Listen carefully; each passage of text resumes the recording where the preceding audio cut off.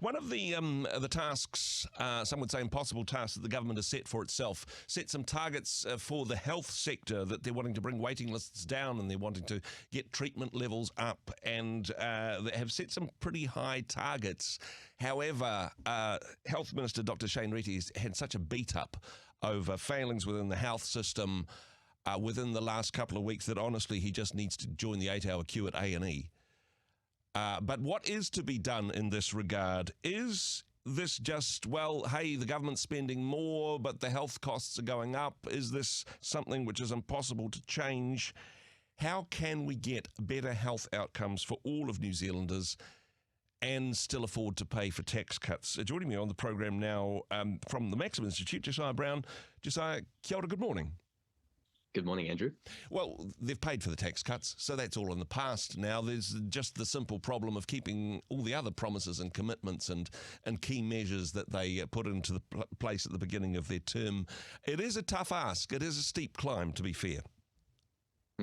Yeah, very much so. And I think the issue of our healthcare system can really be lost in the politics. You've got the $1.4 billion hole, and there's some drama playing out around that. Well, who knew what when? There was a period in March where everything was fine. The board had everything they needed to make the right decisions and steward the resources well. And then suddenly 5 days later, actually, it wasn't fine. Yeah. But that was March, and then toward the end of July, you have the board who was sacked.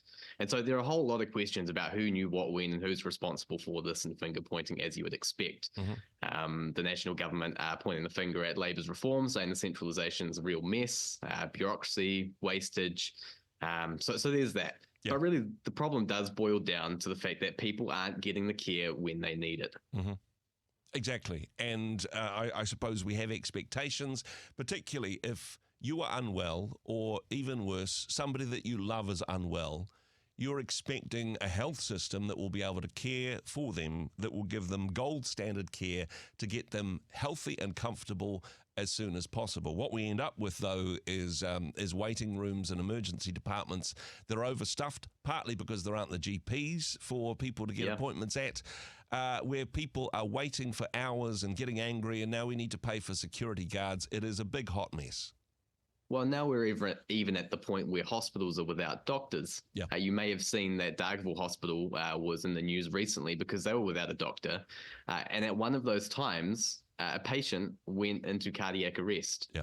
There was a nurse there, as you would expect at the very least, but she was connected by a video link to a doctor 40 kilometers away instructing her. Wow. She was understandably worried and nervous because, I mean, as competent as they were, they're not a doctor. So, I mean, that's just one of the many examples of the issues we're facing. RNZ reported 2 days ago that Wairarapa Hospital are short 40 nurses. That's significant. And you know what? They're actually only advertising for 1 or 2 vacancies to fill that slot. But that's despite promises that these funding cuts, these hiring freezes wouldn't disrupt frontline services. So clearly there's a disconnect, and these are having knock-on effects. The other possibility, of course, that the government has, as well as blaming the previous government or blaming the board that they've just sacked, is blaming Australia. Now, there's a big, easy target, really. As a lot of our health professionals, we train them here. They get better offers in Australia. I mean, blaming Australia is one point, but perhaps if they had comparable wages, this wouldn't be a problem. Yep, and I think there's a limited argument to be made for wages. Certainly wages are important, and we may need to look at different funding or delivering models to achieve those wage parities. At the moment, we have a public health system that's largely funded by taxes or completely, really. Yep. But we have a situation where the number of the tax take is going down as the population ages, and as the population ages, the more people need healthcare. Yep. So there's this imbalance going on. We need to address it. The best thing we could do right now is to retain our staff, because it's the only solution before us that doesn't have a lag time. You say we need to train more medical professionals. Well, great, but that's 3 years for a nurse, 6-7 years for a doctor. So these all have lag time. So we need to figure out what we can do to keep them here. Part of that is pay, yes, but I think largely it's working conditions. People love this country. Their families are here. They don't want to leave unless they have to. And so part of that looks like, well, alleviating the burden on our staff. Staff shortages are meaning that our staff are overworked.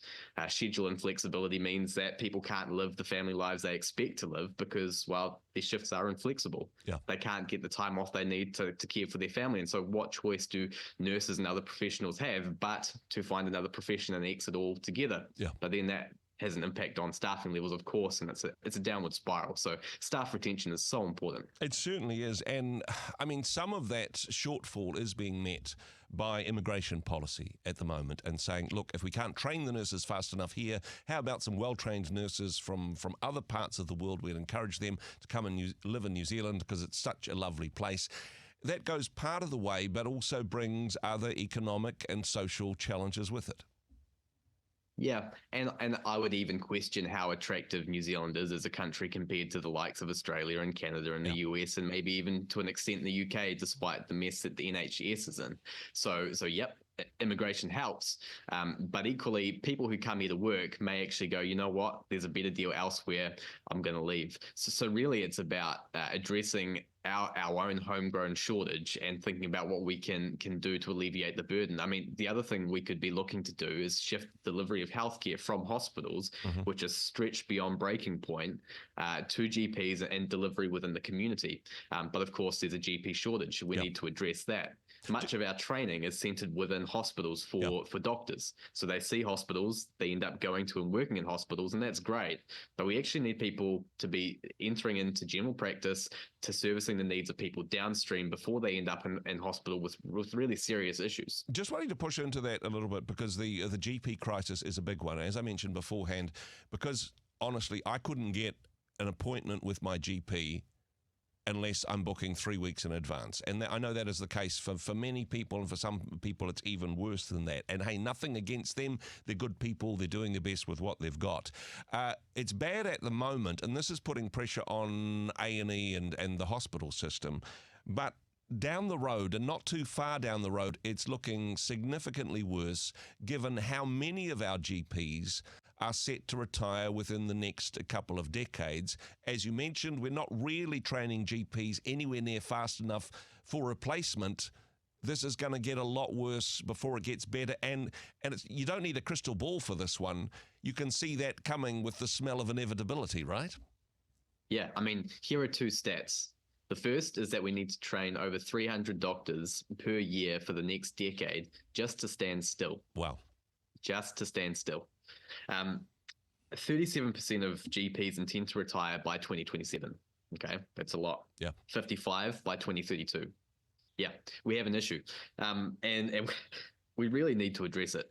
A colleague of mine who's recently moved from the provinces, they had an 8-month period where they were looking around all their local medical centres to get enrolled, and they were turned away at every turn. When they did finally get accepted, only nurses were available for appointments. Yeah. That meant that there was a 4 to 6 week period where you had to wait in order to book an appointment for the GP. So your experience is like the experience of many other Kiwis. They just can't get the GP appointments they need. And so where do you go? The already overburdened hospitals. Yeah.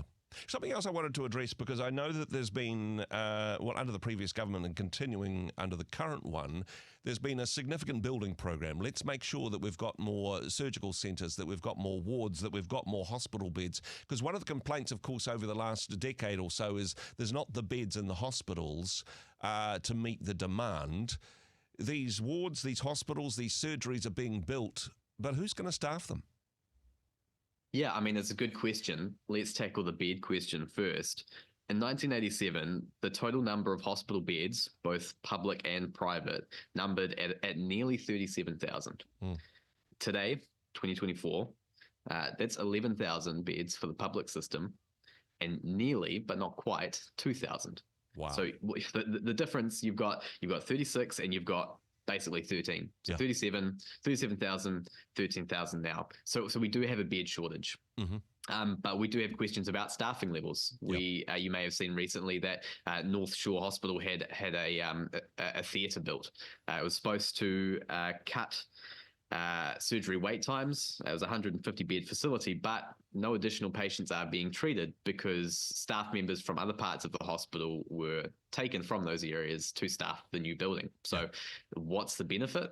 Well, none at the moment. The benefit comes when we find ways to staff those buildings. So, yep, space matters, and it's good that these building projects are underway and some are near completion, if not completed already. But we really do need the staff to staff them. Now, you can have your surgery once you get to the top of the waiting list. You can have it in a much newer, nicer surgery. Aren't you lucky? But you're still waiting an extraordinarily long period of time for that to happen.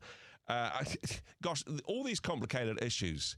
And who would want to be the health minister in this particular system? Some of it he's inherited, but it does seem impossible. And he's a doctor himself. He's a GP. He's been in private practice. He knows some of the challenges faced.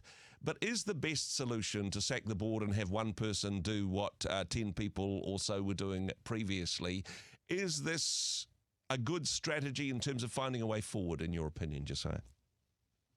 It really is difficult to say. But when you put it like that, can one man do what, a whole board couldn't? I'm not sure. I do think that, finding ways to reduce wasteful spending and bureaucracy is really important, and there will be some benefits there. But really, we need to go for something a little bit more ambitious in terms of solving the problem before us. We've had decades of tweaking, and that tweaking has got us to where we are now. And smoke is pouring from our proverbial car bonnet. If the health system were a car, this is it. It's broken down and things aren't looking good. So I guess our question is, do we want to sort of tweak what we've got, or do we want to trade in and trade up? And I think that's really where we sit, as we've got the demographic decline, which means we've got our tax take is just going to keep dropping. The number of people requiring the services of the government to provide, it's going to go up. It's not sustainable. Now really is the time to consider what our strategy is long term. Yeah, and hey, to lean into your smoke pouring out of the bonnet metaphor, there's a 20-hour wait for the AA. And you're sitting at the side of the road. And honestly, this is the sort of thing that may define this government, even if they spend a lot more money than the previous government, unless people can have a perception that their healthcare and the healthcare of those that they love and pray for has improved under this government, then certainly there's going to be some more angry people, and those people each have the chance to vote, of course. So much work to be done by the government. Appreciate your analysis today, Josiah. Thanks so much for joining us. Thank you. Hey, thanks very much for joining us in the Rhema studio. Thanks very much for watching the interview. It's kind of nice to have an audience, actually. And if you did like what you watched, then do give us a like, do give us the thumbs up. And if you'd like to see more interviews like that one, or perhaps even better, subscribe and those interviews will come straight to you. Don't forget to turn on your notifications, and we'll see you in the next one. Cheers.